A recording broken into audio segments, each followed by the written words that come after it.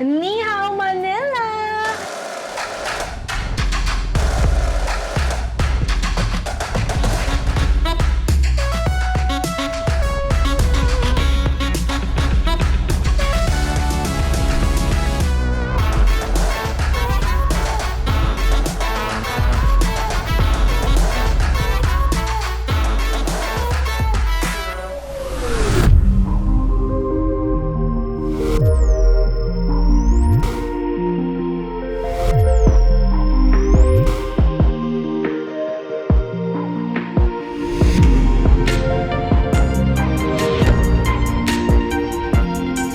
Ni Hao Manila! Welcome to another episode of Ni Hao Chats with me, your host, Valerie Tan.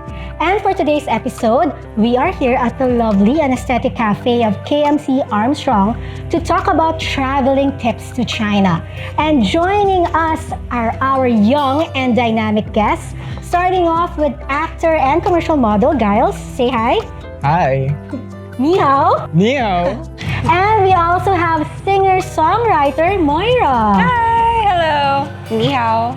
We also have a marketing director and content creator Myka. Ni Hao. Ni Hao Manila. And the last but definitely not the least, we have content creator and finance manager Dee Gee. Hi, Dee Gee. Hi, hello, Ni Hao. Ayan. So hello everyone. Thank you so much for joining us today. Thank you. Thank you also for having us. So let's start off with Giles. When was the last time you were in China and which parts of China did you visit? I would say that was 2018. And then I visited first Shanghai because it was for company training, and then we visited Beijing after since we're already there. So yung mga top cities, that's the cities that you went to, no? For the people who have never been to China, but for me it's like revisiting then. Except for Shanghai, that was the first time. For me, I was there 2019 at Wuhan. I was at Wuhan, yeah. And the funny thing, it was also around this time. I was with Dee Gee.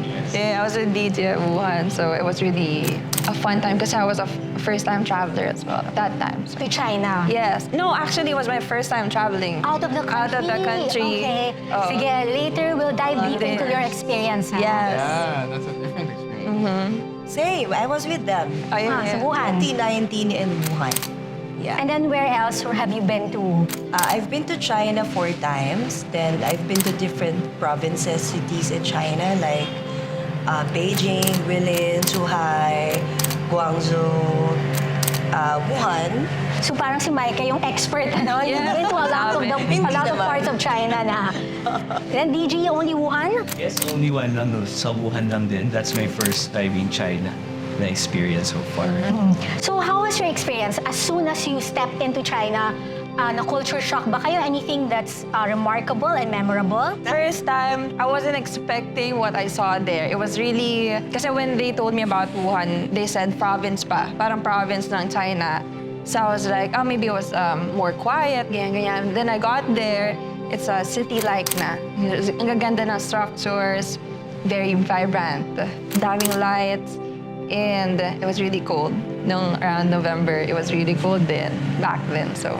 How about you guys? Kasi sa'yo naman, Shanghai and Beijing, these are known tourist spots diba, in China. How was your experience? Well, Shanghai kasi I went there to work, so we just went to some scenic spots within the city.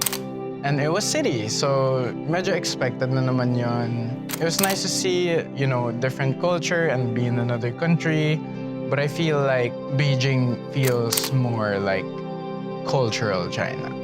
Like more, you know, historic spots where the emperors live, Great Walls, stuff like that. So I would say if you're a tourist, maybe go to Shanghai if you're doing business or shopping, stuff like that. It's very commercialized. Beijing feels more like old town. Yes, true. Kasi I've been to Shanghai and Beijing also. Parang Shanghai mas ano siya eh, parang cosmopolitan. So it feels like New York for Chinese people. With Wuhan, they said it's like Chicago. The Chicago, Ibang vibe din. Yeah. So how about yung attractions in Wuhan? Sa Wuhan, yung pinaka-famous kasi talaga dun yung Yellow Tower. So yung talagang pinupuntahan siya, yung nakakatuwa dun sa area na yun. Kasi in a way, no, napakarami pa pala niya sa site na mga other kung pwedeng i-visit. Kasi minsan yung pinupuntahan nila is the main attraction. So kumbaga, you really experience the Chinese culture kasi not only the tourist spots but also yung, sabi mo, food, and then also karaoke. Yeah. How about drinking? Mga ganun, meron ba? Sa karaoke. Yes, doon ka nagawa. Kasi normally, pag KTV sa Chinese, syempre it comes with drinks, the alcoholic drinks. So we really had fun during that night, no? We forgot that we have a very, very early trip the next day. Any mga remarkable attractions in Shanghai and Beijing? There are a couple of palaces. Yes, I really like Summer Palace, I think was what it was called. Forbidden City, yeah, that was pretty cool. It feels like you're walking through the past. And the Great Wall also, we went to a point where there weren't much people. There's a part there where all I see is wall. Like all the way there is wall, all the way to the back is wall. To my sides, just open fields of like desert. And it felt like the apocalypse. Yeah, I'm like the only person left in the world, you know. It was pretty cool. Yeah, it was hella cold also, yeah. So when you travel, diba, not only are you looking forward to yung mga tourist spots, pero syempre, it's also the food. So syempre, we have Chinese food here in Manila, pero it's of course different when you're in China. Yeah. So how was your experience? Any parang street food that you tried? For me, hindi ko nga binili yun eh. Pinatry lang sa akin ni Sir Paul. Sila Miss Monica. It was the strawberry-covered candy, sugar candy. Yeah, I know that. You But it was ordered on a that- stick though. Yeah, I see It that was on a often. stick. So I was like, is that ice? And then that made fruit inside. But then, sarap. I don't think I've tried that here in Manila. But maybe meron. But I love that. Siguro, before I talk about the food, yung muna nila, the way how they eat the food. Pag kunyari nasa mga restaurants kami, ang unang-unang siniserve nila, yung mga ulam muna, yung mga dishes na in-order muna namin. Then, next, the dim sum. And then, syempre, as Filipinos, parang tayo, di ba sinasabay natin ang ulam sa rice? But in China, pinakahuli ang rice. It's like dessert. So parang kami, nasa na ba yung kanin? Ganun kami lagi, yes. Nasa na ba yung kanin? Oh my God! Sabi, so kami, inuunti-unti namin. So yung mga nagsiserve sa restaurant, nagtataka, ayaw ba nila ng food? Kasi hindi nila kinakain. Little did they know that we're waiting for the rice. Yes. Yes. Eh, DJ ko, chopsticks. Marunong ka. Isa sa mga, yes, ako sanay na ako mag-chopsticks from before pa pumunta ng China. Pero nakakatuwa, syempre, yung mga etiquette na bigla mo marirealize, ginagawa at bawal pala itong mga so for example, if I will give an example, let's say yung placement ng chopstick, bawal mo siya itusok sa food, something like that. And yun, nakakatuwa kasi in a way, natututunan natin yung mga culture nila and just, I think it's like, Tsaka we have to respect each other's culture, di ba? We're there as visitors, tourists, we have to follow din naman. Okay, so how about accommodations? Siyempre, as a tourist, yan yung isa sa mga pinaplan natin, di ba? Would you suggest for the viewers to go hotel or Airbnb? Moira? Me, based on my experience, we were on a hotel nung nagpunta kami.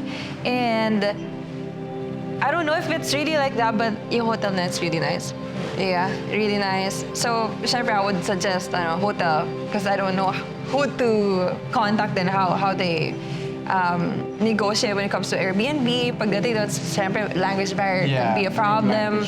So, for me, I would always choose hotel.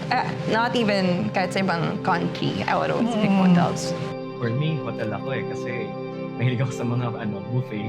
So, pagising mo, nandiyan na yung food. Yes, buffet. Isa sa mga nagustuhan ko doon sa hotel nila. Kasi I don't know if siguro ganun karamihan doon. But in Wuhan, na-experience namin yung hotel, ang lalaki ng space. So not sure if most hotels ba, ganun din siya. But based on sa experience namin, ang lalaki ng spaces ng hotel. And syempre, staffs are kahit may language barrier, they're very accommodating. They're trying their best to really communicate in English. That's true regarding space ng hotel, ng rooms kasi I travel din naman within Asia. So pag nako-compare ko, sobrang affordable yung hotel prices in China, na minsan 4-star pa. If you compare it to other countries in Asia na parang 15 square meters, 17 square meters. So it's more spacious, right, Myka? Yes. Oo, siguro sa lahat ng trips ko in China, walang hotel na hindi maganda. Yes, pero siguro pinaka-tumatak sa akin na pinagstayan namin was the hotel in Beijing where all the presidents of the country stayed there. Everything's gold, white, sobrang, you will feel like you're a queen. Something like that. Palace Yes. vibe. Yes, palace Very vibes palace. talaga siya.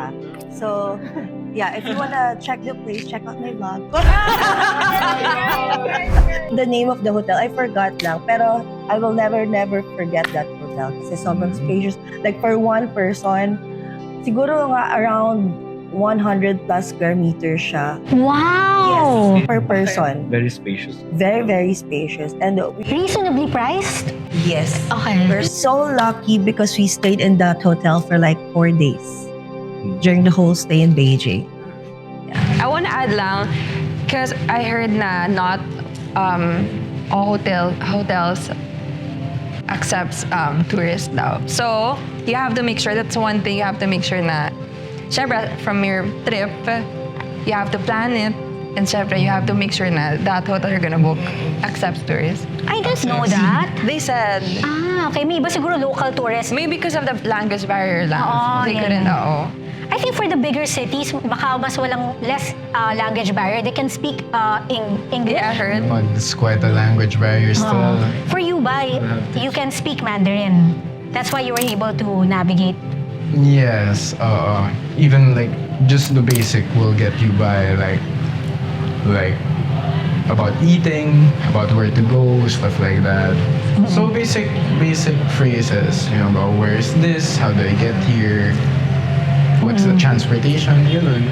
So for non-Mandarin speakers, what's your advice to our viewers who are thinking of going there? Yung para sa language, like, dapat ba may Google Translate? Yeah, so one thing is Google Translate. Pero before that, you should have your Wi-Fi with you. Because you have to make sure it works kahit kung nasan ka man. Also, if you wanna contact your families, if you're abroad or in China, make sure you have WeChat. Because I think WeChat Yes, correct. one thing that they told us to use. Kasi I don't think some of the apps works. Or VPN. VPN. Some of the apps that we normally use here in the Philippines doesn't work in China. Yes. So, yeah, VPN is the best. And then when it comes to language, you can also get the Pocket Translator. I think it's available here in the Philippines because at least that one, it's like Google Translate na din eh. Pero at least yon mas accurate yung translation. For me, you will survive everything basta may Wi-Fi ka. Yeah. Kasi that time, dalawa kasing ginamit kong Wi-Fi, honestly.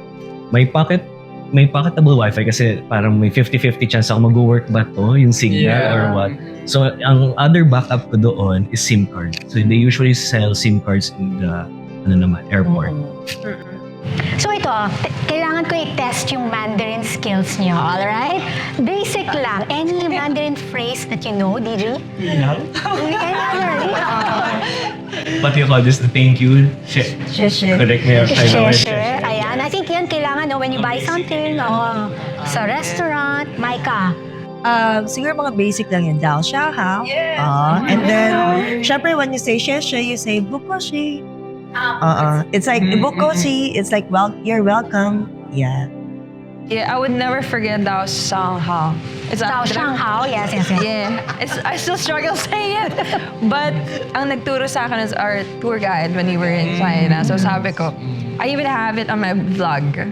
Sabi ko, can you help me pronounce this one? Tinuruan ko siya ng Tagalog. Magandang umaga. Parang mahirap yung magandang umaga. Ha? Watch my vlog. For the vlog, let's go. But yeah. Giles, how about you? Pwede mo bang turuan yung viewers natin? Maybe 1 to 2 phrases that would really help them, Giles. Like a 5 sentence. 5 sentences.